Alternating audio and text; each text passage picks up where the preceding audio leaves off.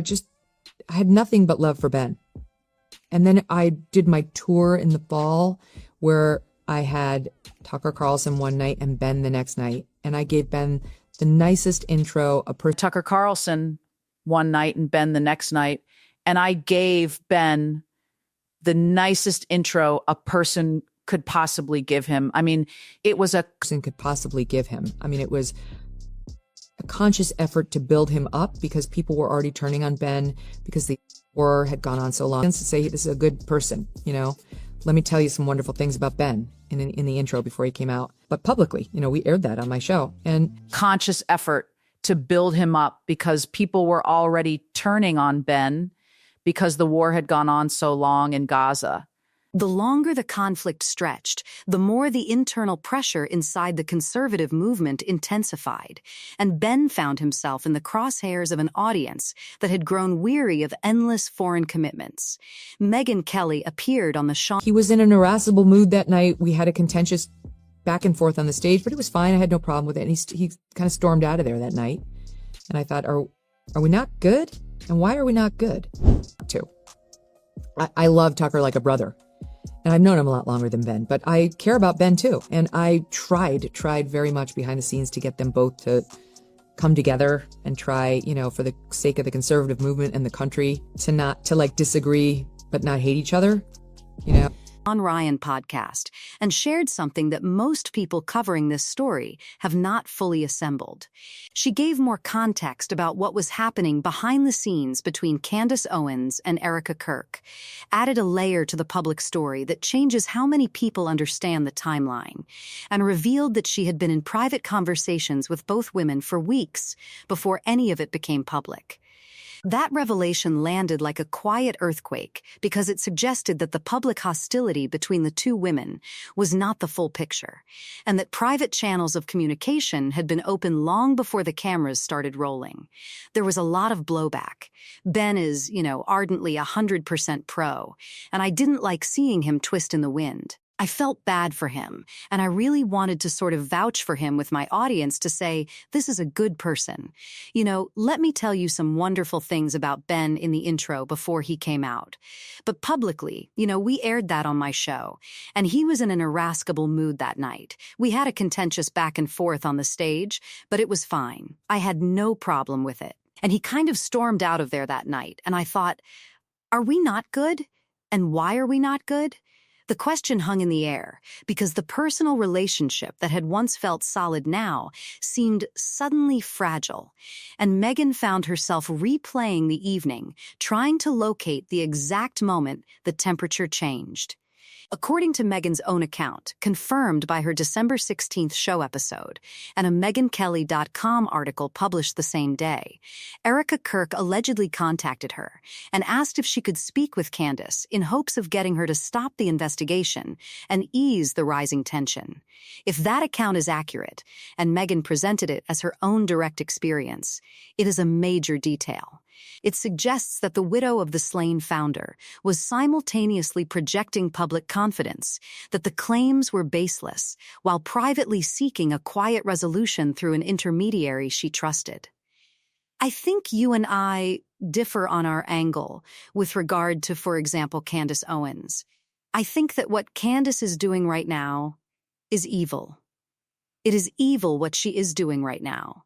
Okay, and I say that again, but I didn't know pine on whether it's evil or not. But my position is, it's really none of my business. And why is it? But I have a question. Why is it none of your business? Because it means Erika Kirk, who has publicly maintained that she finds Candace Owens' claims delusional and defamatory, was simultaneously reaching out through back channels to try to get Candace to stop. Those two things, public dismissal and private outreach, do not point in the same direction. And the community following this story has been processing that contradiction ever since Megyn put it on the record. The contradiction forces a choice between two competing interpretations. Either Erika was simply trying to protect her husband's legacy and her children's peace by any means available, or the public posture of total dismissal was incomplete and the private outreach revealed a more complicated calculation. And you comment on these things for a living. I'm not mother of the internet. No, but if this were on the left and somebody were accusing Charlie Kirk of his wife having murdered him, I assume that you would be talking about it. Is that what Candace is accusing Erika of? Yes, of murdering her own husband. She's accusing Tapusa insiders and other members of the right wing, including Seth Dillon, of being involved in the of Charlie Kirk. Yes, this is the full story of Megyn Kelly's behind-the-scenes role, her clash with Ben Shapiro, why she believes the Tucker Carlson question was always underneath the Erika controversy, and what her appearance on the Hodge Twins podcast reveals about where her thinking has landed after months of watching all of this unfold. Let us start with the confirmed documented timeline, because the sequence of events matters enormously for understanding how Megyn ended up at the center of this dispute. And I think in that night, I thought it could be because of Tucker. Because I'm still friends with Tucker, and those two were openly warring, and I was trying to get them not to. I love Tucker like a brother, and I've known him a lot longer than Ben, but I care about Ben too. And I tried very much behind the scenes to get them both to come together and try, for the sake of the conservative movement and the country to not to disagree, but not hate each other. Yeah, the conflict between Candace Owens and Erika Kirk erupted publicly in October and November 2025, as Owens began her Bride of Charlie investigative series on YouTube, raising questions about the succession audio, the speed of the organizational transition, and the behavior of people inside Turning Point USA around the time of Charlie's assassination. Owens was also posting about the donor pressure Charlie had faced from pro-Israel networks, a topic she and Charlie had discussed extensively before his passing, which was a fool's errand, but it was undertaken in earnest, for whatever it's worth. And instead, it seemed to turn Ben on me. Not Tucker. He had no problem, He wasn't into it. He wasn't wanting to be close to Ben, but in no way did it make him feel angry toward me. Megyn Kelly at this point was in a complicated position. She had been close to Charlie professionally.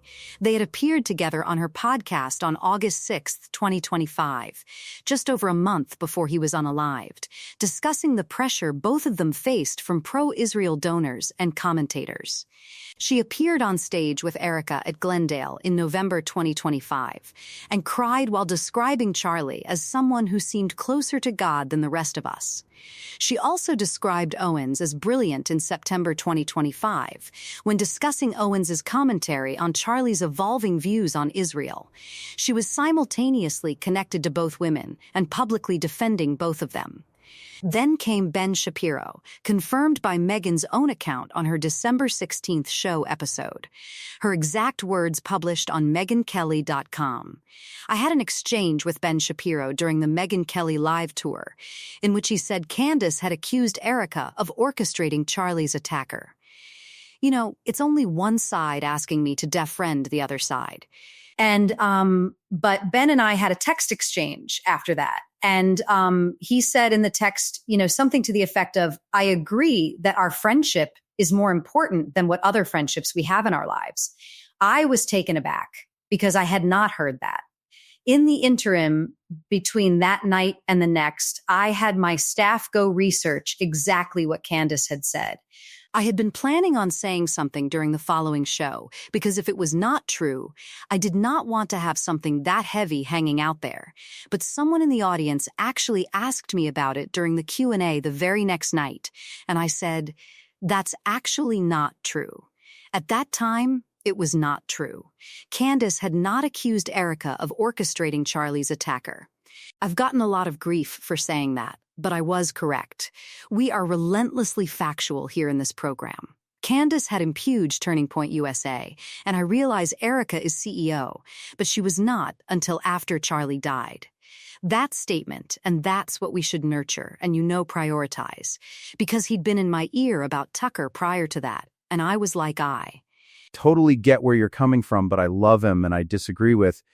You and I do listen to his show, and I think you're misinterpreting where he's coming from, and he rejected that out of hand, and we had already agreed to disagree on Tucker, which is fine, right? That's friends do that. I get it. He's in a very sensitive place. He's got family in Israel. and I think a home in Israel, and you obviously very, very committed to, and That's actually not true was what triggered Megyn's public conflict with Shapiro. She publicly disputed his characterization of what Candace had said, and Shapiro did not take that quietly. What followed was one of the most high-profile intra-conservative media fights of the entire post-assassination period. Megyn's account of the Shapiro conflict, shared across her December show, and her Amfest appearance documented by the Charlie Kirk Show podcast on December 22nd, was specific and pointed. According to her, Shapiro first sent her a private message saying her friendship was too important to him, and then shortly after criticized her publicly during a paid speech. She described that contrast, private warmth followed by public attack, as deliberate and calculated rather than a genuine disagreement escalating naturally. The next thing I knew, Sean, he was standing on the stage at Turning Point, ripping me as a coward.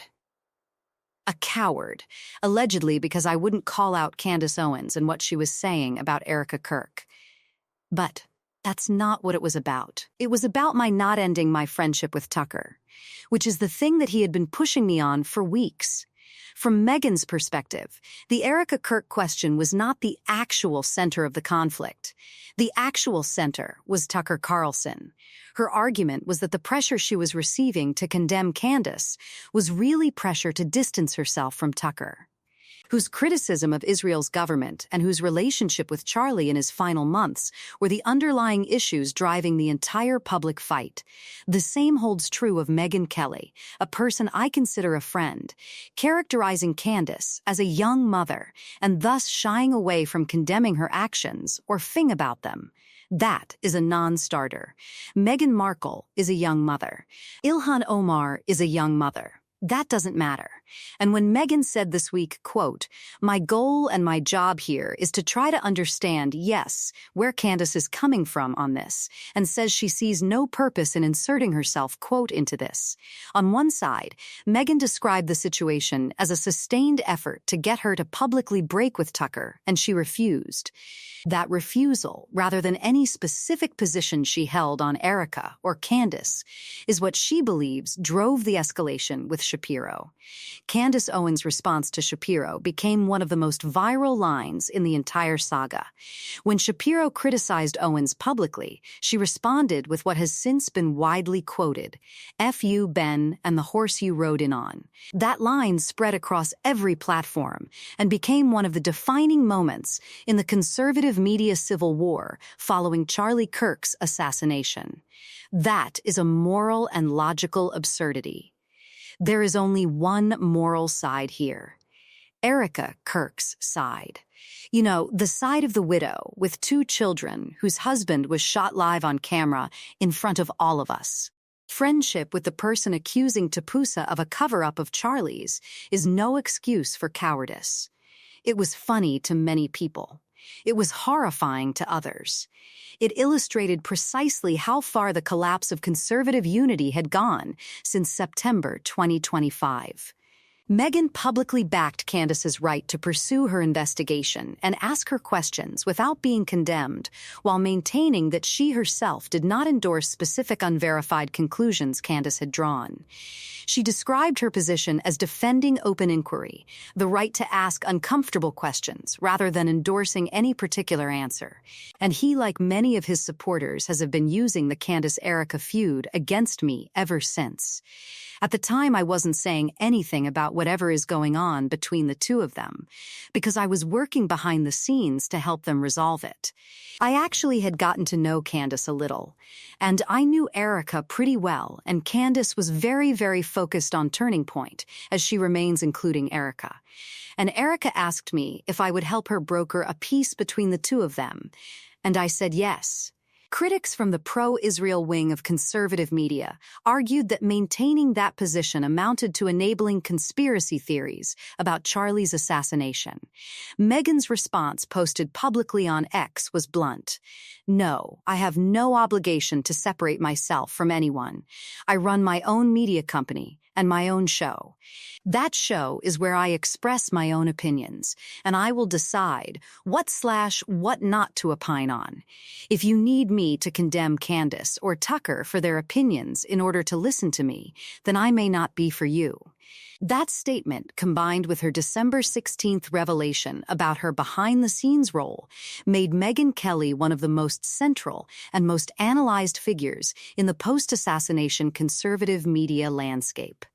Now let us talk about what Megyn has actually revealed about her behind-the-scenes role in the Erika situation. Because this is the part that most coverage has treated as a footnote when it deserves to be the headline, confirmed by MegynKelly.com December 16th article and the Apple Podcasts episode from the same date. So, I was trying to do that at Erika's request, and people like Ben didn't quite understand, nor did they give a. You know, it was like they just assumed I was a coward. I guess I was too weak to stand up.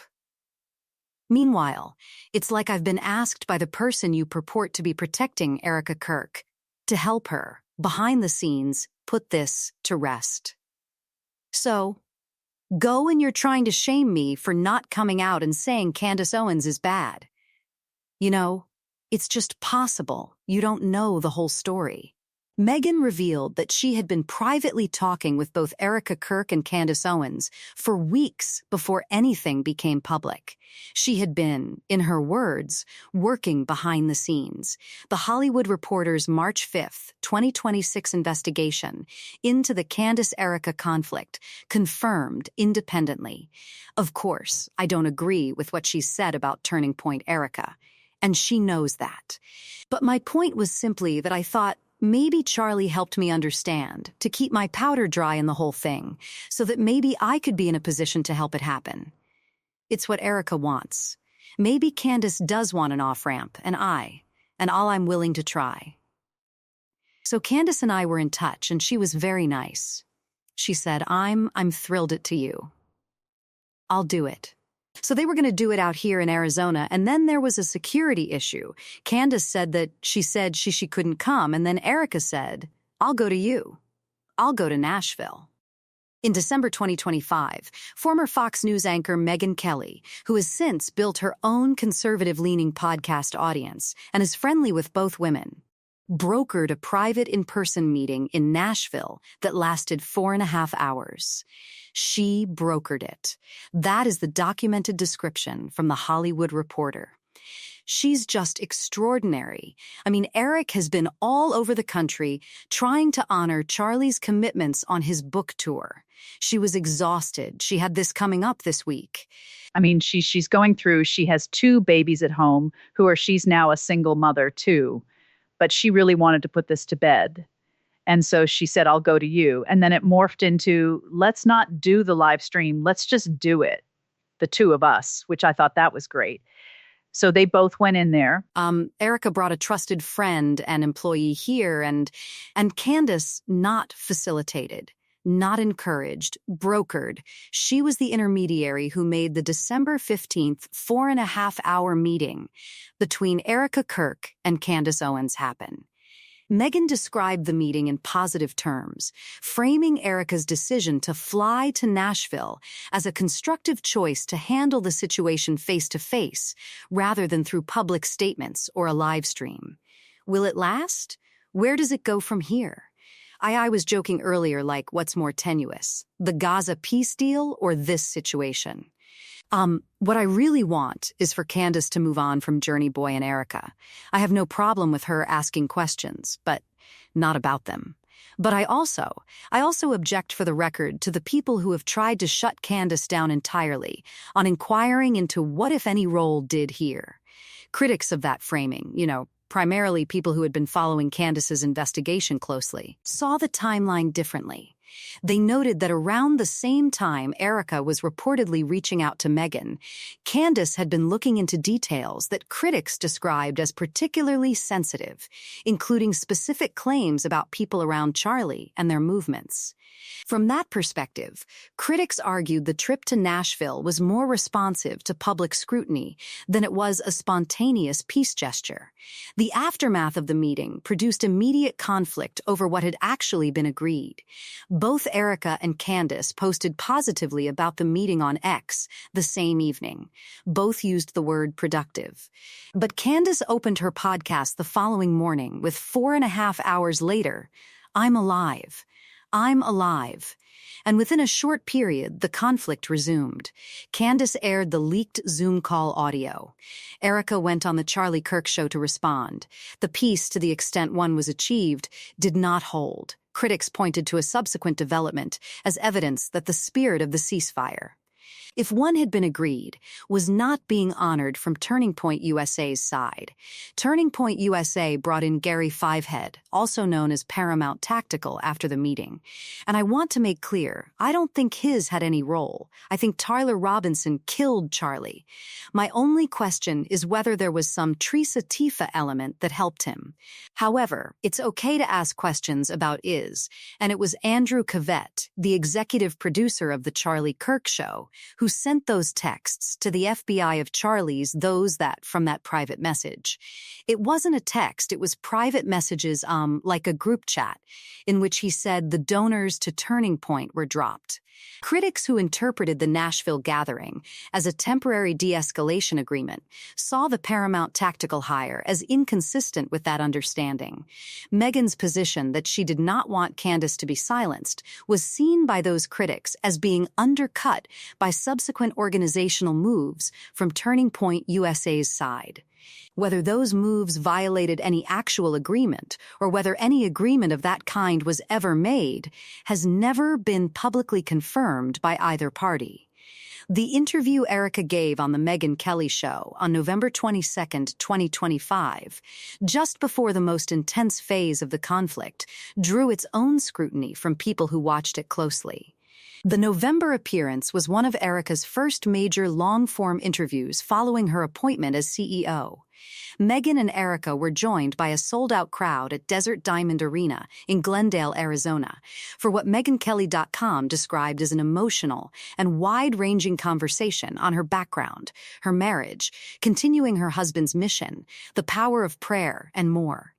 Diving him up on the wall, and that he'd had it with them, and that they were making demands of him that he was not prepared to meet, and he was at his wit's end, and he had told me personally that he found their behavior, and I quote, repulsive. So I was fine. I don't think his had anything to do with it. But why did I have an obligation to stop Candace from asking those questions? I didn't, and I didn't call her out because I favored her asking. Viewers who had been following Candace's investigation and who knew that Megyn had been in private communication with both women for weeks noted that Megyn did not press Erika on the specific issues Candace had been raising. The interview focused on faith, family, Charlie's memory, and the future of Turning Point USA. The donor pressure texts, the succession video questions, the Aspen meeting disputes. None of those topics were specifically and directly addressed in the publicly released highlights. Some viewers speculated that the private conversations Megyn had been having with both women had shaped the interview's parameters. Others argued that a live tour venue filled with emotional fans was not the appropriate setting for a prosecutorial cross-examination of a grieving widow. Have some humility. And a real friend, before he stood up in front of millions to attack me as a coward, might have shot me a text to say, "Hey, I'm about to attack you for not doing this thing. I know you to be a good person. Is there a reason you're not doing this thing? I demand of you." And I would have told him. But from that night forward, he and his supporters turned this into both interpretations circulated widely. What is documented is that Megyn Kelly was by her own account in private communication with Erika for weeks before that interview. She was aware of what Candace was investigating. She brokered the December meeting, and her November tour interview with Erika, which preceded all of that public escalation, did not engage with the specific questions Candace was raising. Whether those facts connect meaningfully or simply reflect different relationships in different contexts is a question the community following this story has never reached consensus on. You will say the thing about Candace Owens, or you're bad, and Tucker's bad. And it got lumped, and this whole thing became a proxy for the fight over, because they needed me to condemn Candace Owens, not because of what she said about Erika Kirk. To this day, it's not about that. It's because she is the chief critic. Megyn's appearance on the Hodja Twins podcast produced the comment that has generated the most recent wave of discussion. She said there are still things she does not know, and specifically that while she accepts Tyler Robinson as the person who carried out the act, she is no longer completely ruling out the possibility that other people or outside influences may have played a role. That shift from accepting the official account fully to introducing public uncertainty about whether Robinson acted entirely alone was significant for a figure with Megyn's platform and credibility in the conservative media ecosystem. Supporters of Megyn argue that this reflects exactly what she claims: genuine intellectual honesty about an ongoing investigation with documented evidentiary questions, arguably one of them in the country, arguably one of the chief in the country. And they need me to say she's bad. She's an anti. And now that they've made anything I say the stakes of the relationship between me and these people, it's a forever no. It's beyond a no. It's a forever no that you want to get on my bad side, try to control me. It's just never going to happen. So, I won't defriend Tucker. The ATF's inconclusive ballistics finding, the multiple DINA contributors on key evidence. Joe Kent's public statement that his National Counterterrorism Center was told to stop following foreign intelligence leads before the investigation was complete. The 5-day timeline in which the crime scene was excavated and repaved.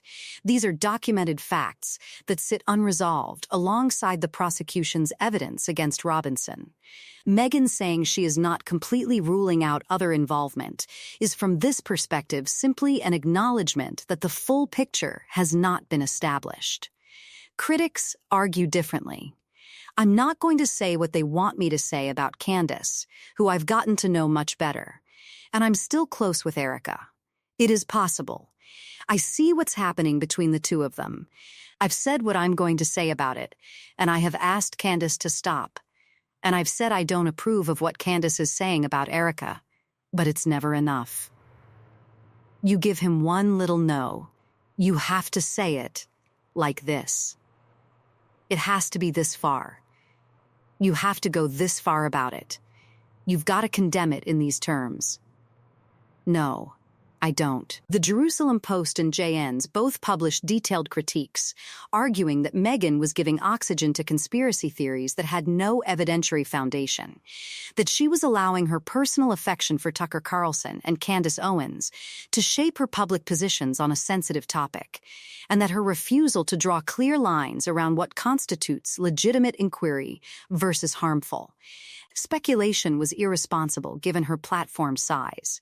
Megyn's response to those critics, as documented in her public posts, has been consistent. She decides what she opines on. Nobody else makes that determination for her. She will not be pressured into specific condemnations by people who frame those condemnations as professional or moral obligations. And so I feel for Erika, because I don't think Charlie is having an easy time of that. And Erika certainly is not going to be having an easy time with that. You know, she's left with Charlie's messaging, which was no war with Iran, but that anti is brain rot. And probably in no condition to discern what exactly is antiism and what's not. Because like what makes Megyn Kelly's position in this story uniquely significant compared to every other media figure who has weighed in, is the combination of factors she brings to it. She was personally close to Charlie Kirk. She was present for the August 6th podcast, in which Charlie spoke out against donor pressure and the moral blackmail he felt he was experiencing. She brokered the meeting between the two women most central to the post-assassination conflict. She was in private communication with both Erika Kirk and Candace Owens for weeks simultaneously, and she has been publicly willing to say, "I don't know about a question that everyone around her has either answered definitively or refused to engage with at all."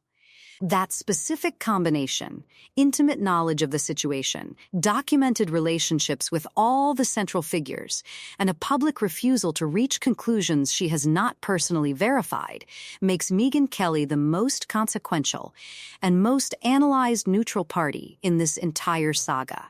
Whether she actually is neutral, or whether her consistent defense of Owens and Tucker and her consistent handling of Erika reflects a position she has simply not stated explicitly, is the meta-debate that runs underneath everything else. One commenter captured the critical view precisely.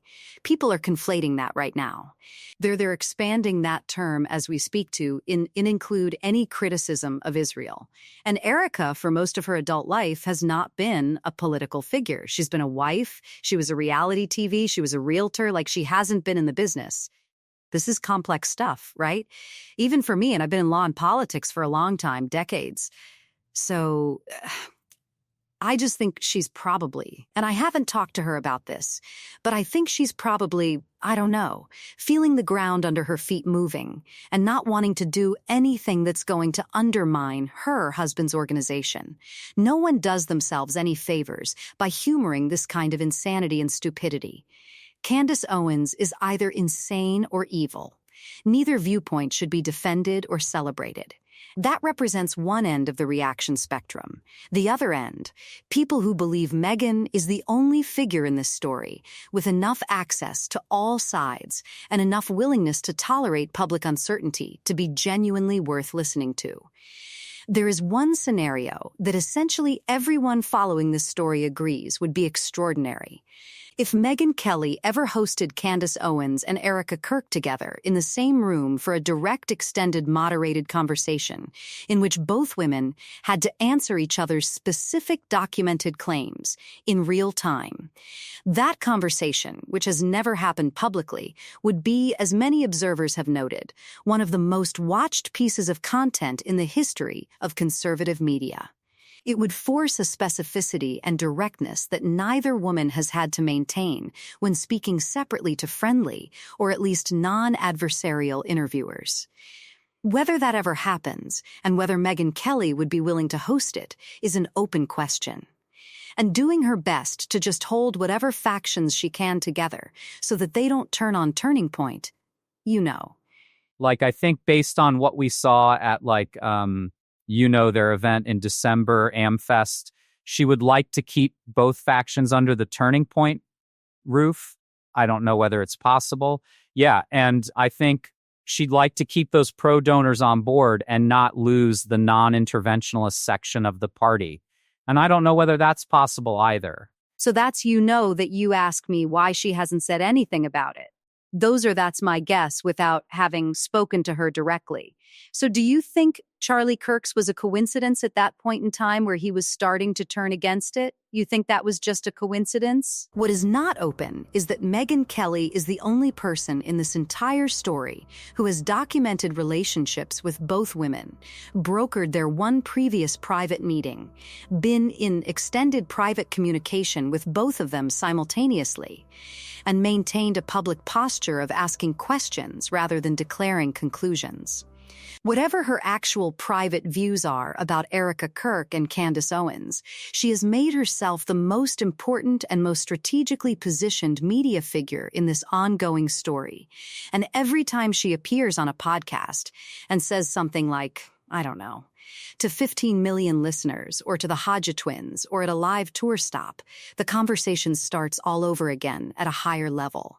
About the Candace Owens of it all. okay, I love her and I really do feel like there's potentially truth to what she's saying. What do you think? Is there something nefarious going on? Are you talking about Charlie's? So, I don't listen to Candace's show, but I am 100% convinced that Charlie was killed by Tyler Robinson, a crazed leftist who him because he didn't like Charlie's messaging on the trans issue.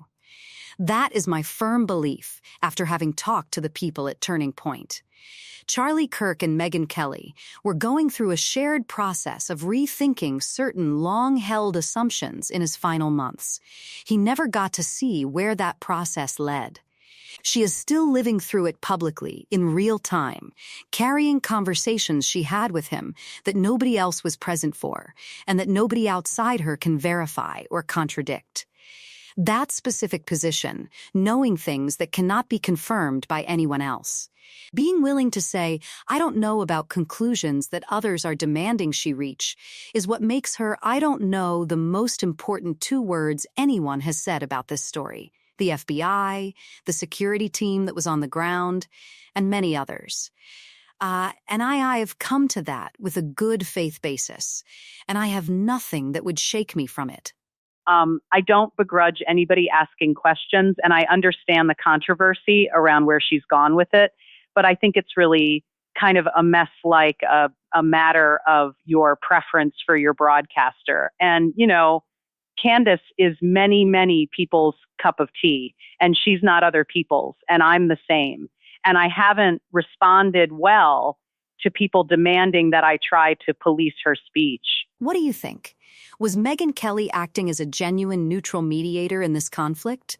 Or does her consistent defense of Owens and her behind-the-scenes role with Erika reflect a position she has simply not stated explicitly? And if she ever hosted the 2 women together for a direct public conversation, would that change the entire trajectory of this story and force a clarity that has so far eluded every other attempt at resolution?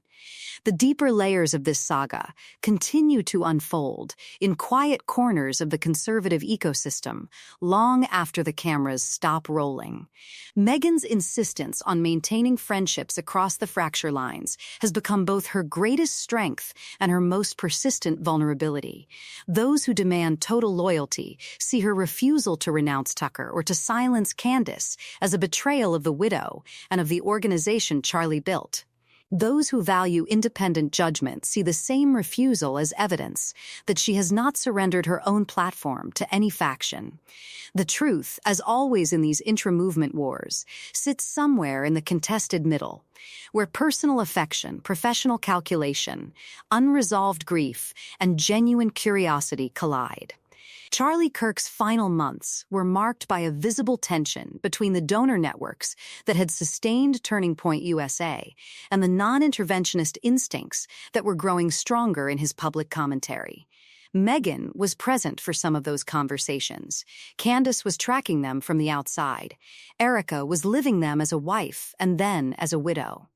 Ben Shapiro, whose own family and personal ties to Israel made the subject intensely personal, viewed any hesitation to condemn the more speculative claims as a form of moral abandonment. The result is a media landscape in which every public appearance by Megyn becomes another chapter in an unfinished investigation that no one fully controls. Whether she will ever bring the 2 central women into the same room remains the open question that keeps the audience returning, because only that confrontation would convert private whispers into public record and force every claim to stand or fall under simultaneous scrutiny. Until that day arrives, the story continues to live in the space between what is known, what is alleged, and what Megyn Kelly is still willing to say she does not know.